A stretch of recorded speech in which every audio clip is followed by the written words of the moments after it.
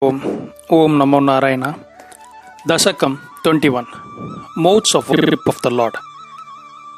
O Lord, there is a place called Laravrita in the center of the earth, which is inhabited only by members of the fair sex, amongst whom Gauri, that is Parvati, is the most notable one.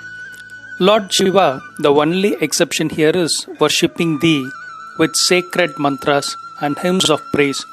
I take refuge in thee, O art the supreme Lord of all.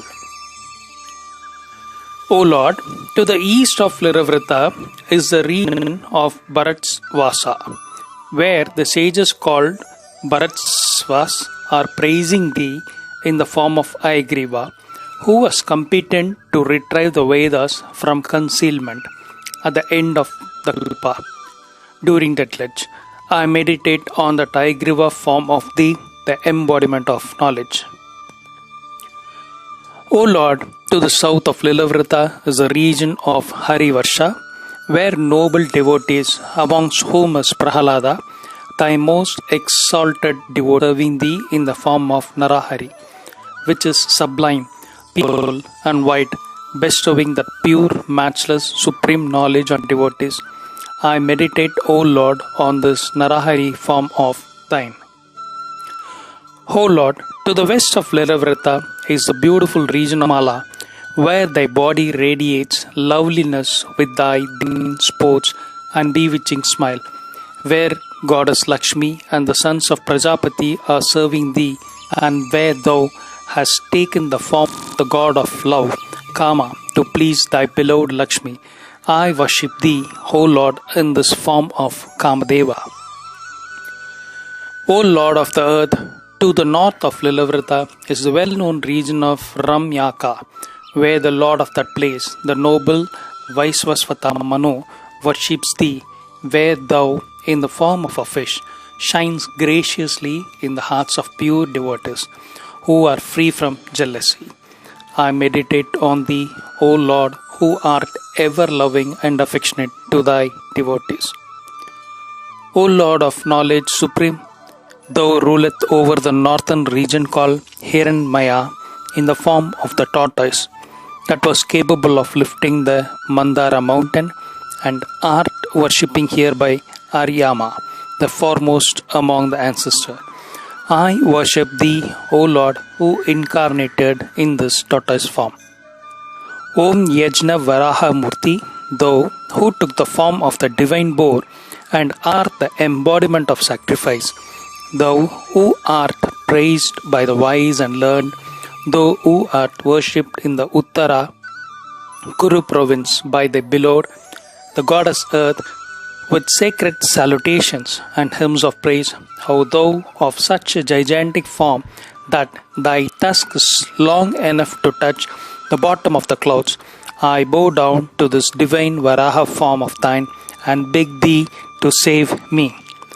O Vishnu, in the region of Kimpurusha, situated in the south, thou hast taken the most magnificent and beautiful form of Rama, so charming to Sita, and art being worshipped by Hanuman with single-minded devotion here.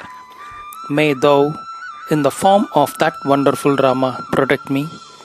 O thou of absolute form, who art praised and worshipped by sage Narada and all other prominent devotees of the Bharata Ganda region with hymns of glory in the Sankhya and Yoga methods, thou who art the protector of the good and the virtuous till the village, and thou who incarnated as Narayana with thy companion Nara, may thou, who Lord, save me. People worship thee in the form of the sun in the Plaksha region, in form of the moon in Salmala, as fire in Kusa, in the form of water in Grauncha, as air in Saka, and as Brahma in the region called Pushkara. O Lord, who reclines on the ocean bed, thou art meditated upon by the great during the 3 twilight periods of dawn, noon and dusk, in the form of Simsumara, the enormous fish, with the hosts of stars like Dhruva and others, and all the planets located in the tail portion and other such limbs. O thou of this huge fish form, save me from hell. O Guru Airappa, I pray to thee in the form of the serpent Sesha in the heart of the netherworld, with his 1,000 heads radiant with a brilliant single earring, dressed in a blue garment, holding the weapon Hala, and surrounded by serpent maidens. May thou of Adisesha form remove all my sorrows. Dasakam 22. Salvation of Ajamila. Long ago, there lived a Brahmin by name Ajamila, who followed the path of virtue, leading the life of a householder. He went to the forest at the command of his father. Then he met a woman of immodest appearance and undesirable character in a drunken state. Though of a composed, disciplined mind by nature, he was attracted to her, and forsaking his dutiful way of life, he became a slave to passion and spent his life in her company.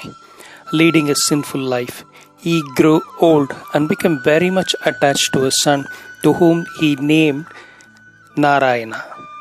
When he was in his deathbed, he was terrified by the sight of 3 attendants of the god of death in front of him. Owing to a small spark of thy memory lingering in his mind from his younger days, he called out in fear thy name Narayana, thinking of his son. Despite his sinfulness, the moment he uttered the word Narayana, owing to the power of the letters of thy divine name, there appeared at his bedside thy own charming attendants, 4-armed and wearing yellow garments. Thy attendants forcibly stopped Yama's messengers, who, after tying him with ropes, were dragging him along. Thus prevented by the attendants, Yama's servant apprised them of all his sins. O Lord, thy attendants admonished Yama's soldiers for meting out punishment to a person who had atoned for his sins, and scolded them for their ignorance in spite of it being learned. The scriptures, Vedas and Shastras describe many vows and disciplinary measures which help one to get rid of one's sins. But they do not rid us of our innate wickedness. But devotion to the Lord destroys both the sin and the natural inclination to sin. Thus, O Lord, thy attendants advised Yama's men.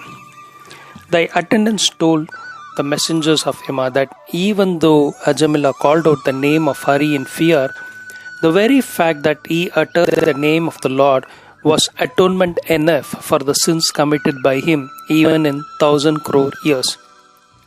The magnificence of the divine name Hari is so glorious that even mere recitation and repetition of the name of Lord Mukunda, even if done mechanically without conscious effort, destroys all the sins committed by men, just as fire burns the sticks of firewood or medicine removes diseases. Thus, O Lord, thy attendants spoke. The soldiers of Yama, thus advised, withdrew, and thy attendants also went away. Ajamila, after spending some time meditating on thee, was taken to thy abode by the attendants at the appropriate hour. The servants of Yama apprised him of the developments on earth in Ajamila's affair, and Yama, God-fearing and righteous as he was, strictly forbade them to approach any devotee of thy feet. O Guru Airappa, of such immense glory, may thou protect me. Dasakam 23. Daksha and Chitraketu episodes. O Lord, apart from the famous Daksha son of Prachetas, there was yet another Daksha who propitiated thee to fulfill his desire for multiplying creation. Thou appeared before him in thy divine form, radiant with thy 8 arms, and granted him his wish along with Asikini as his bride. O Lord, 10,000 sons were born to him first, and yet another 1,000 were born. But all of them adopted the path to salvation instead of creation. Owing to the advice of the great Narada, being enraged at this, Daksha cursed Narada to become a wandering minstrel, without any permanent abode. But sage Narada, thy most exalted devotee, welcomed this curse as a blessing. Then Daksha, begetting 60 daughters, proceeded to multiply mankind through them, creating the various groups of dynasties. His grandson Tvashta had a son called Vishwarupa, who composed the Narayana Kavacha, a hymn of praise to thee. Using this hymn as an armor to protect Indra in his battle with the Asuras, he made Indra win the war. O Lord, thy glory is indeed all conquering. Long ago, Chitraketu, the ruler of the country of Surasena, who wished for a son, was blessed with an in his eldest wife through the yogic power of Angiras. But the other jealous wives of the king killed the child. The king was grief-stricken and lost control over himself due to thy Maya causing him great agony. Sage Narada, who was filled with pity for the king, came along with sage Angiras and showed him his dead son's soul. When that soul showed no recognition of the king as his father, Chitraketu was awakened from the Maya of grief into which he had fallen, and as advised by Narada, turned his mind towards thy worship.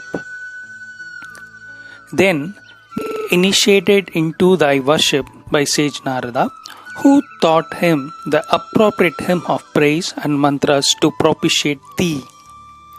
He performed penance to thy Adisesha form to please thee. Within 7 nights, he attained the lordship of Vidyadharas, yet he continued to worship thee as ardently as ever for thy grace and pleasure. Pleased by his devotional rendering of thy hymns of praise, thou soon appeared before him in the form of Adisesha, with 1,000 hoods as white as lotus stalks and encircled by numerous Siddha and Ganas singing thy glory. After educating him on the philosophy of self-knowledge and blessing him, thou disappeared.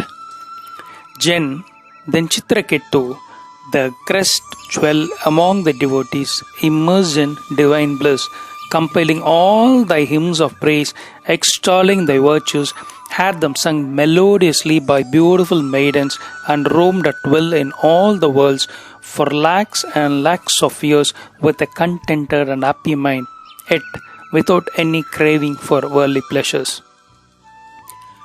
To help Chitraketu get rid of any remnants of attachment to worldly desires, thou conspired to send him to Kailasa, the abode of Shiva. Here Chitraketu laughed at Shiva for seating his beloved Uma unashamedly on his lap amidst that august gathering of the great, and was cursed by Uma for his derision. Unfazed by this curse, Chitraketu to be saved from it, he took birth as a demon Vritra and encountered Indra in the battlefield. Here he dispelled even his enemy's ignorance by his discourse on devotion and philosophy of self-knowledge, and then attained thy feet, which is truly amazing. Diti, the mother of the demon clan, prayed to thee for a son to destroy Indra, but contrary to her wishes, she gave birth to the Maruts, who were Indra's well-wishers. Thy worship showers blessings even on the wicked-hearted. O Guruvayurappa, may thou of such immense glory save me. Dasakam 24, the Prahalada episode. O Lord, enemy of Madhu, when Yerayaksha was killed by thee in the incarnation as an enormous boar, his brother Hiranyakasipu, filled with grief and rage, and although inwardly afraid of thee, took a pledge in the assembly of demons to kill thee. He undertook a severe penance to Brahmadeva, and soon Brahma appeared in front of him and granted him the boon of not being killed by gods, animals, etc. Having obtained such a boon, he became very arrogant, and with that total disregard for thee, tormented this world of which thou art the Lord, and took the heavenly by force from Indra. He then came in search of thee to thy abode Vaikunta to kill thee, but thou, assuming a subtle form invisible to his naked eye, entered his heart and lay hidden there. Looking all over Vaikunta and the whole world, and not finding thee, he came back to his own abode, confident that he had conquered thee, and crowing and arrogantly that thou had run away in fear. O Varada, granter of boons, to Hiranyakasipu was born a son named Prahalada, who, while still in his mother's womb, had come to know about the power of thy devotion from sage Narada. In spite of being born in the demon race, and although only an infant, he developed extreme love for thee and became a prime example to all thy devotees. The evil-hearted Hiranyakasipu, enraged at his son's slavish devotion to thy feet, which is scorned by the demons, engaged teachers for a long time to brainwash him of his beliefs. But Prahalada brushed aside all the teachings of these tutors as evil and grew up with staunch devotion to thy feet. Once, when the son was asked to tell which was the best lesson he had learnt, he replied promptly that devotion to the Lord was the greatest of all. Disconcerted by this answer, the father became angry with the teachers, coming to know from them that this was his natural inclination. He contrived to kill Prahalada, who had taken refuge at thy feet by various devices. O Lord Supreme, Prahalada was pierced by sharp weapons. He was trampled upon by hosts of elephants of the quarters. Many a time he was bitten by huge poisonous snakes. He was starved at times and given poison to eat. He was even pushed down from the highest mountain tops. But as he had placed his full faith in thee, who art omnipresent, he came to no harm at all. Alarmed at seeing Prahalada's indestructible state, his evil-minded father, following his tutor's advice, had Prahalada tied up with the ropes of Varuna and kept a prisoner in his preceptor's house. Here, in the absence of his teachers, Prahalada taught his classmates, the sons of demons, the basic lessons of devotion to thee and the divine philosophy of supreme knowledge. Coming to know that all demon children had been induced by Prahalada into praising thee, Hiranyakasipu, blinded by rage, called him the bane of the demon race and asked him who his supporter was. To this, the courageous boy replied that Vishnu, the Lord of Vaikunta, was a support, and that he was a support of even his father and the whole world. In fact, himself was the three worlds. Then Diti's son, Hiranyakasipu, overcome by rage, shouting repeatedly, "Where was that Hari, who was said to be the soul of the whole universe?" swung his sword and struck the pillar in front of him, breaking it into two. O thou soul of mercy, soul of the whole world, O thou omnipresent enshrined in Guruvayur, I am unable to continue with this narration. Please bear with me and give me solace. Dasakam 25, the Narasimha Incarnation. When Hiranyakasipu struck the pillar with the sword so forcefully, there arose a deafening roar, shattering his ears and seeming to stir up inner contents of the bowl of the earth, striking terror all around. Never having heard such a terrible sound before, the demon king's heart was shaken by an unknown feeling of dread. Even Brahma was jolted from his seat by that sound.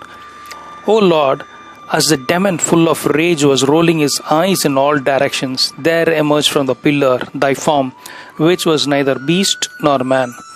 While the demon, his mind filled with bewilderment at this strange vision, was wondering who this dreadful creature could be, thou grew to immense proportion, roaring terribly and radiant with thy thick, white, fierce mane. May this divine form of thine flourish and conquer, thy eyes shining like molten gold, rolling fiercely, thy copious, flying mane seeming to obscure the entire sky. The mouth was wide open like a huge cave, with its long projecting tongue fitting like a sword into the two incised teeth on either side of the tongue, looking fierce and terrible. O Lord, This form of thine is the wonder of wonders.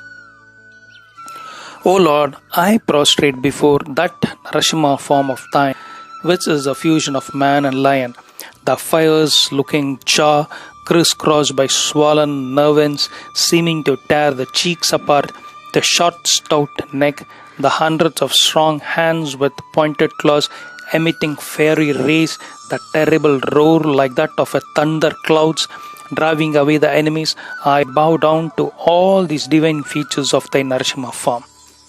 Realizing without thou wert Vishnu himself, the demon leapt toward thee, brandishing his club, but thou caught him in thy powerful arms. Thereupon he slipped out of thy hold, and grabbing his sword and shield, and exhibiting his amazing prowess in battle tactics, he lunged at thee, who art capable of swallowing the entire world like nectar.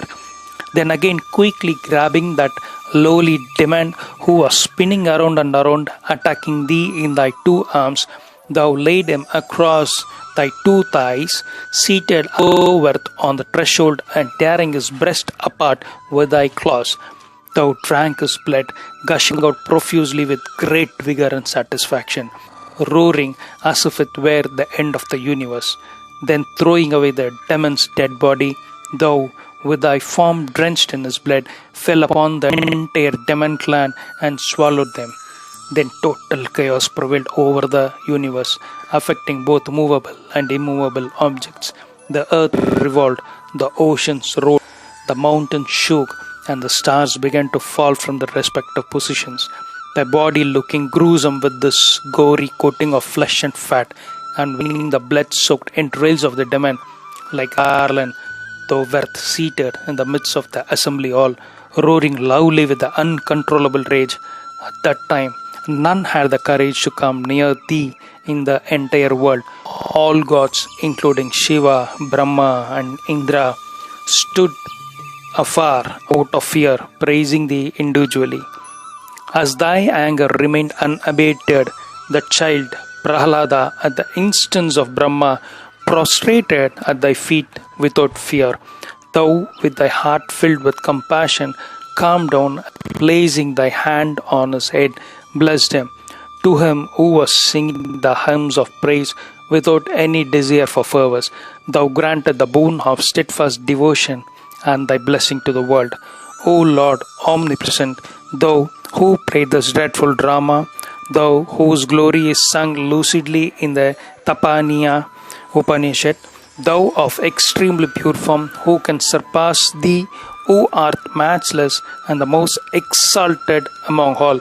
O Guru Ayyappa, beloved of Prahlada, may thou protect me from all maladies.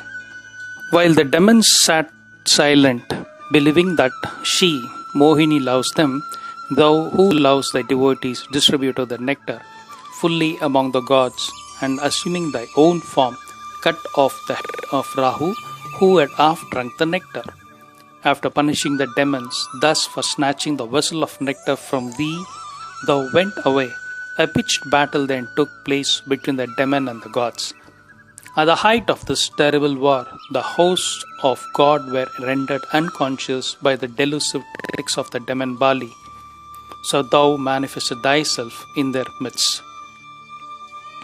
Then thou killed Kalanemi, Mali, and while the Lord of Gods Indra killed Paka, Bali, Jamba, and Vala. Namuchi, who could not be killed with anything dry or wet, was destroyed with foam from the sea. Then, at sage Narada's request, thou the war. Learning about the female form thou took to the demons, Lord Shiva, curious to see thy Mohini form, came to thy abode with his attendants, the Bhutaganas and the Parvati Devi, and having praised thee, expressed his desire to thee. At this thou vanished. Then espied thee in the presence of a garden as an attractive damsel with eyes flitting, act of playing with a ball and with garments slipping down. Lord Shiva, who was the enemy of Cupid, became extremely infatuated and passionately embraced thee.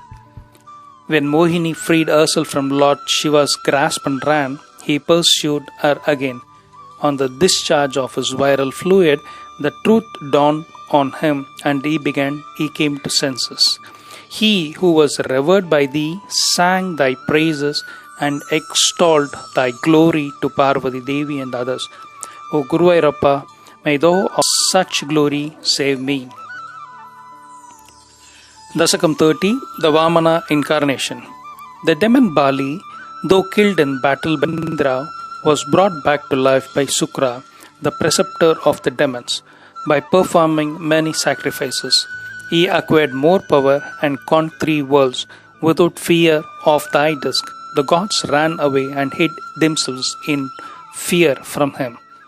Aditi, the mother of gods, was heartbroken at the sight of her sons living in fear and sorrow.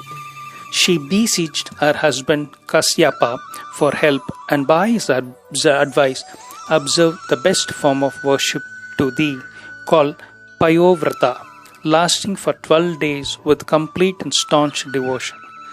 When the Vrit was duly concluded, thou appeared before Aditi, who was still immersed in thee, four-armed and of a dark blue color and form.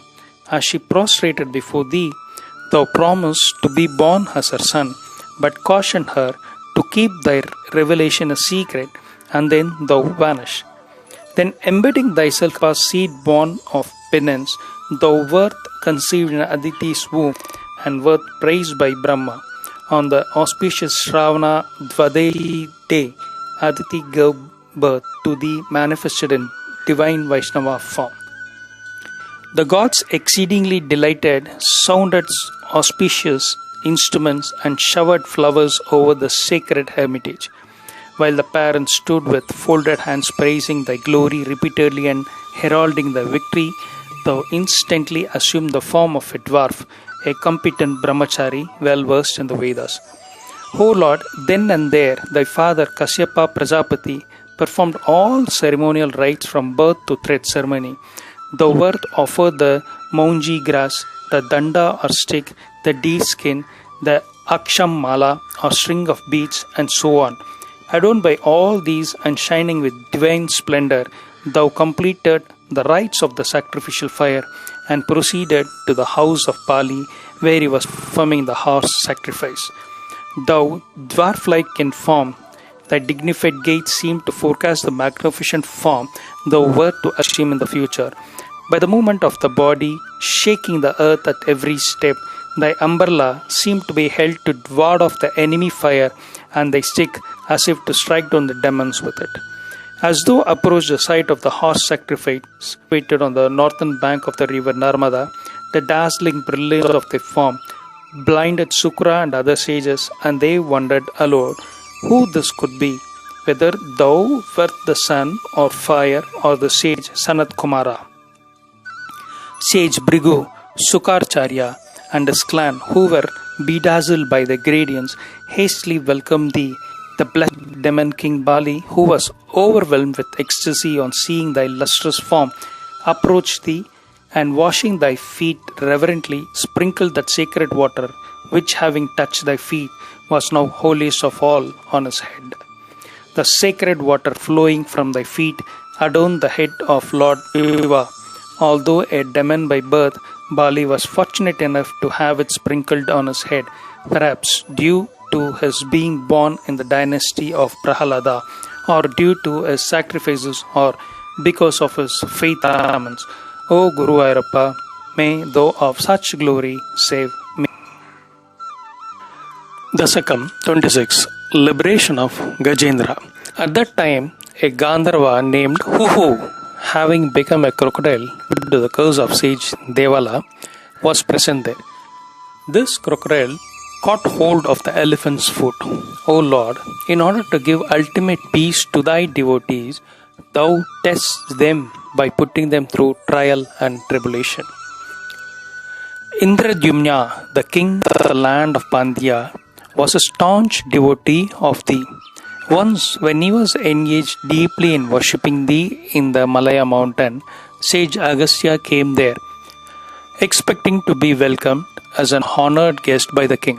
But the king, his mind fully immersed in thee, did not notice the sage at all. Sage Agastya, overcome by rage, cursed him to become an elephant of inferior intellect for his arrogance and went away. The king became the lord of elephants, but was graced with thy remembrance as he had been thinking of thee when he was cursed thus. This king of elephants was engaged in romantic sports with the female elephants in the Trikutta mountain, situated in the middle of the ocean of milk, and was superior in strength to all other animals. O Lord, thy devotees attain glory wherever they go, owing to the divinity of the place and his own natural strength. This elephant lord knew no hardship here. Yet, once by thy impulsion, being scorched by the heat of summer, he was playing with the other elephants beside a lake on the mountain slope. At that time, a Gandharva named Huhu, having become a crocodile due to the curse of sage Devala, was present there. This crocodile caught hold of the elephant's foot. O Lord, in order to give ultimate peace to thy devotees, thou test them by putting them through trial and tribulation. Gajendra, in his previous birth, due to the glory of thy worship, had been continuously engaged in conflict for 1,000 years. Now, when the time had come for him to attain liberation at thy feet, thou caused him to be afflicted by the crocodile. O Supreme Soul, in his time of distress, Gajendra remembered his devotion and knowledge of the previous birth. He began to worship thee, offering lotus with his trunk head aloft and chanting the best of hymns learned by him in the past birth, extolling thy unqualified supreme form. On hearing the entire hymn describing the unqualified nature of the universal being, gods Brahma, Shiva, and others, knowing that it did not refer to them, did not come there. But thou, who art all-knowing, manifested before him, seated on Garuda, impelled by the flow of mercy.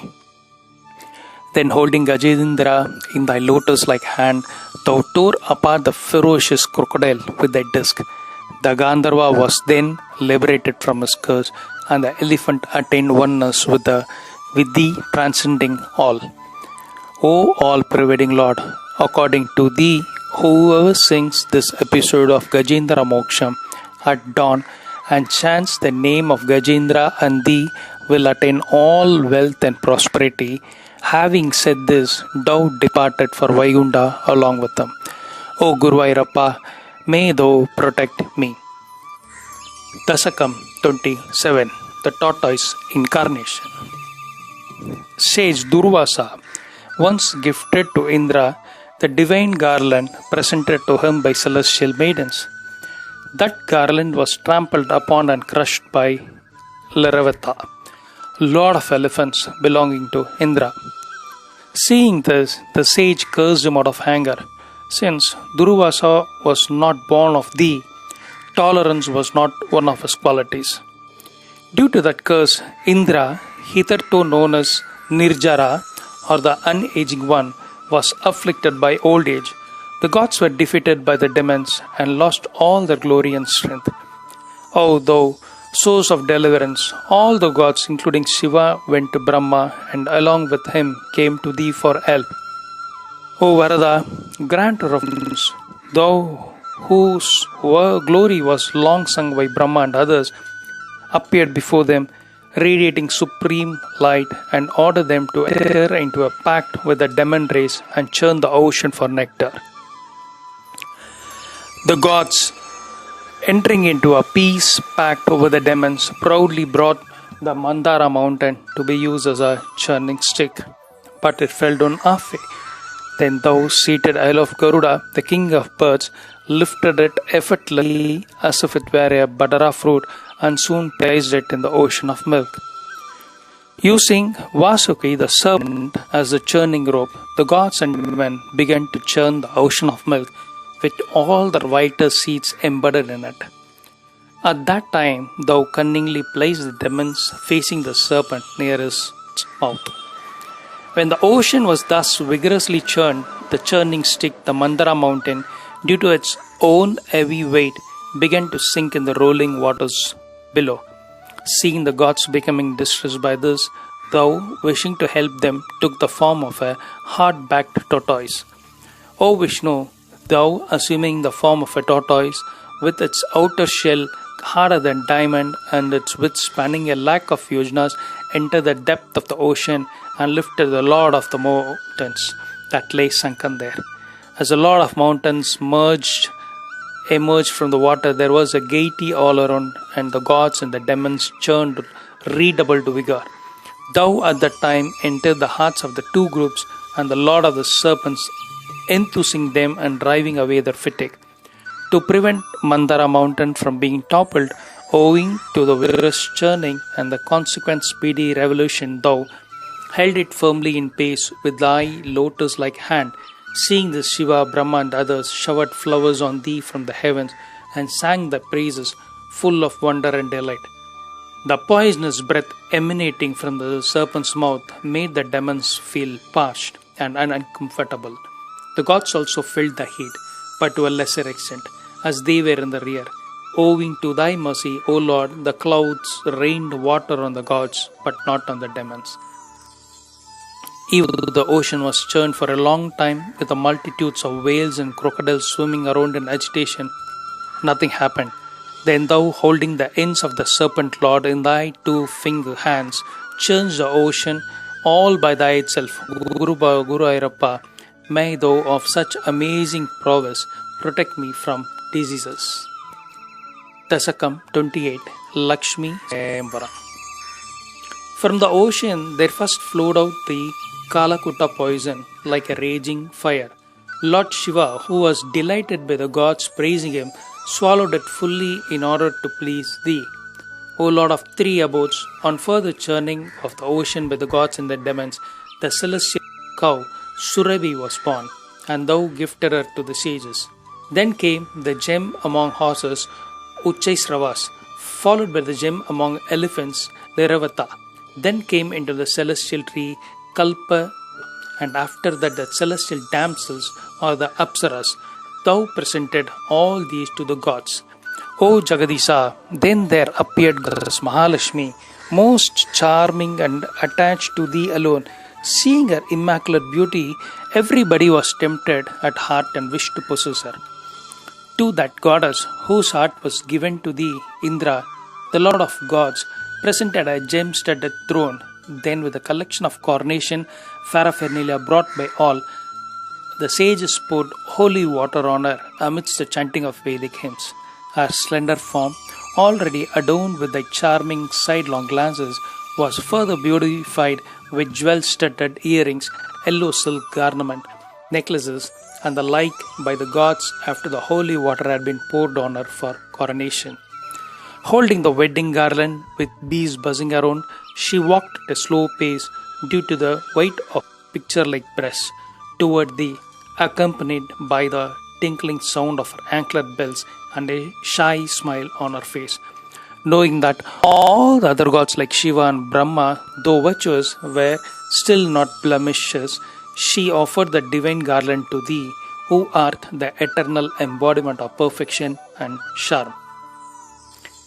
Goddess Lakshmi, who is the mother of all the worlds and who is attached to none other than thee, was instantly and given a place of honor on thy breast. At once the whole world was showered with wealth and prosperity owing to her gracious glances as she sat radiant on thy breast. Then there appeared the goddess Varuna, the presiding deity of liquor, who was extremely intoxicating and unalluring. Thou presented her, who was the seat of ignorance to the great demons, as if it were a gift of a very high order. Then thou arose from the ocean in the form of Dhanavantri, looking beautiful like a fresh cloud and carrying the vessel of divine nectar in thy hands. O Guru Airappa, may thou remove all my afflictions. Dasakam 29. Incarnation as Mohini. Just as though were rising up from the ocean, the demons snatched away the nectar from thy hands, and the gods were rendered helpless. Thou comforted them and disappeared immediately. O God, through thy power of illusion, thou induced the demons to quarrel among themselves. Then thou assumed the form of a temptress, a dark, beautiful, mature woman, slightly leaning forward, owing to the weight of her heavying breast.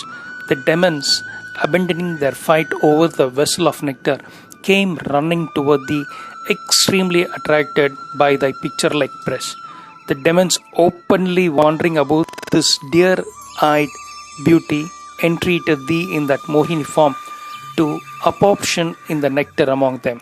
Thou teasingly reminded them that thou wert a harlot, a woman of loose conduct, and wondered how they could trust thee, but this flippant reply only boosted in faith in thee.